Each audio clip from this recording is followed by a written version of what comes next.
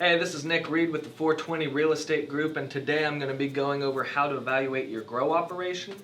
And so to give you a quick summary of what we're going to be going over today is there's a very simple formula of how to calculate it. We're going to go over your real estate, we're going to go over your business and your operations, and we're going to go over your equipment or your used assets. We use these three pillars to determine the value of your business. Now, a lot of people wonder, why don't we do it a more traditional way? Why don't we look at real estate comps? Why don't we do it more of a business way where we dive into your books and stuff? Well, because this business is so new, because things are constantly changing and shifting so quickly, that there's really not an easy way to accomplish that. So at the moment, and as of now in December of 2021, this is the way we go about it. It could change depending on the laws, depending on if they cut off the licenses. I mean, there's a lot of different factors there. So as of now, this is the way we have to do it. So the first thing we go over when evaluating your grow operation is your business and your operations. What we look at first is your tax returns. Do you have a minimum of 2 years tax returns? That's very crucial if you want to be considered a business. The next thing we go over is your systems and your procedures. Do you have systems in place? Do you have employees in place to run your operation smoothly? How turnkey is this thing going to be? If I bring a buyer to you, could they start operations the day after closing? Or is it going to take 2 or 3 months to get all the kinks worked out? That is very important when determining whether we can classify this as a business transaction or not. The other thing we look at is product quality and sales. Because really, you do not have a business if you do not have sales. You could grow as much as you want, but if you're not selling that product, it really doesn't make much difference. So you need to have an outlet for your product. And also brand recognition. If your product disappeared off the shelves tomorrow, would dispensaries notice? Would they be craving your product? That, especially with the saturation in the market, is vital if you really want top dollar for your operation. Is how important is your brand. And we can establish that through labeling, through the dispensaries you work through, and through how much customers appreciate your product. The next thing we look at when determining the value of your grow operation is your real estate. Now, in order to use this, you have to own your real estate. If you lease a space, this really doesn't mean much of anything. You're really selling a business at that point and some assets. So real estate, in order to count this, you have to own it. So the three things we look at in real estate is, are you an outdoor grow, are you a greenhouse, or are you an indoor grow? Now, outdoor grow, and you see here I've marked the values of each. I'm sorry to say, but an outdoor grow is not worth what an indoor grow is. An outdoor grow, basically what we're looking at is how much have you improved the land? Did you bring in roads? Did you bring in fences?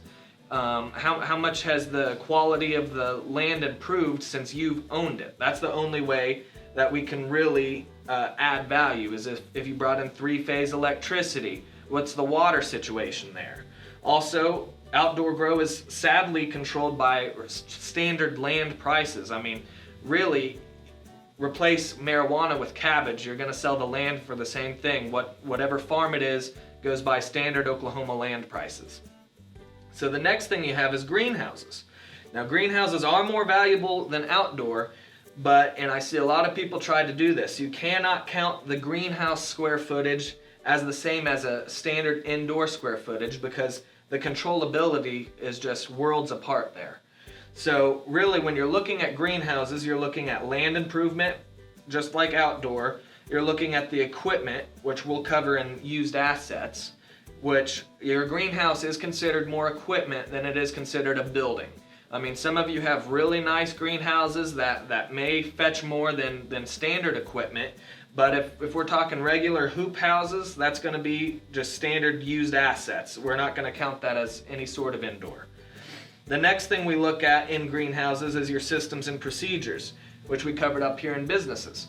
Do you have a system in place? How's your watering system? How's your lighting system? How fast are you moving product in and out of your greenhouses? Do your employees know what they're doing?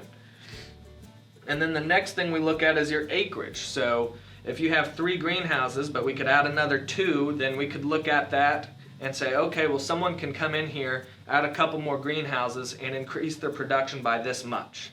So that is valuable as well. Now the next thing we look at here is indoor grow. This is by far the most valuable because we're getting the most harvests per year, we have the most controllability, and we have the most consistency out of the three options.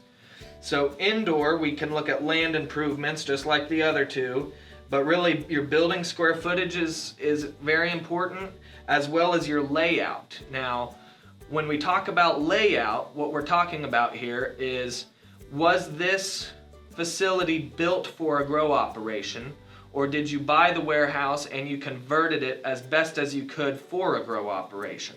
So in other words, can I roll my trays that I grow in through different rooms, or are the doorways too small because this was built for some other type of warehouse and we've just fitted it for our grow? These are things people look at when determining the value and what they're willing to pay for your operation. The other thing we look at is your equipment, very similar to greenhouses. However, your equipment in an indoor grow is going to be far more valuable than the other two because you're looking more at, is there a system in place?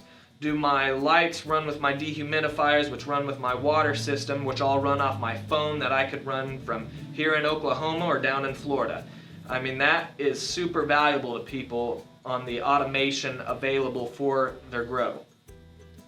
And the other thing we look at is acreage. I have a property right now in Stillwater where they have a 6,000 square foot grow, but they have a concrete pad that they've already built right next to it where someone could slap another building in there, build it out just like they did the first grow, and they're good to go. They're doubling production. So that is incredibly valuable to have another spot to build your grow operation and to increase production, obviously, because that's all anyone really cares about. Now the last thing we look at is your used assets. Now this is where a lot of people get stuck, is the used assets. They want to sell what the equipment they purchased for the top dollar possible. And there's only a few ways to really look at this. Like I said, the most valuable way you could sell your used assets is if you have a system in place. Does it all work together? If we're not looking at a system, then we're looking at selling lights and a dehumidifier and a couple of buckets or whatever you have, and that's not plugged into a system. We're looking at three options. We could sell it at fair market value, we could sell it at orderly liquidation value, or we could sell it at forced liquidation value. And basically all that means is how quickly are you willing to get rid of it. If you're in a hurry and you're in a pinch and you need to get rid of that product now, we're looking down here between orderly and forced liquidation value. If you could sit on it for a while, then you're probably looking at fair market value. But if it's not a system in place, then the odds of you really getting your money back out of it are very slim. So when we look at these three things and we come over here to this side of the board, we could go over a few examples of how this works. So like I said, I have a listing in Stillwater right now. It's an indoor grow, okay? Now they have a head grower in place who's been growing 30 years. He's built the system himself. He built out the warehouse. He knows every inch of that place. This is actually his second grow. So he's worked out all the kinks on the first one and he's come and perfected it for the second one. So his operations are dang near perfect because he has consistency, his operation runs like clockwork, and it's incredibly replicable. And if you have these three things, then as far as operations go, you're on the chemistry side. If you're looking and you don't have a head grower who knows what they're doing, or they just recently quit, every other harvest is subpar, then you're gonna be closer to the chaos side, okay? But the Stillwater grow, he's got a great system, he's doing great, so we're gonna mark it down here at the higher end. Now we look at the business. Now in the Stillwater grow, they have some really great businessmen as partners. So they have 2-year tax returns. They have systems and processes in place, and they have brand recognition. They're featured in about 4 or 5 different dispensaries that do know their product. So their ability to expand, their brand recognition, and their systems and procedures are really incredible. So we're gonna bring it down here to, well, buyers can look at their future potential. There is a business there and there is a need for this product. Now we're going to go to our used assets. Where are we on our used assets? Well, they have an incredible RO watering system. They have an incredible nutrient facility on how to facilitate the nutrients evenly through the grow. They have great lighting systems. They have fantastic layout of their operation. So their systems are top notch. So we're going to put it down here. So when we value this, we look at their square footage, we look at the expandability. We could say we're gonna probably be on this end of the spectrum when we calculate this, because they own the real estate, they have great business operations, and their used assets are a system. So when we value it, that one we're actually selling right now for $1.79 million. So they actually have quite a home run here. So when we look at grow operations, this is what we're going for. If you're looking at your grow operation now and you're like, well, I have a greenhouse, my operations are decent, my business books, I have a year tax returns, I haven't been doing it that long, and really, I don't have a great system in place. I have some things in storage, but they're not really in use right now. But I could wait a little bit to sell it, then your price is going to be closer to down here, okay?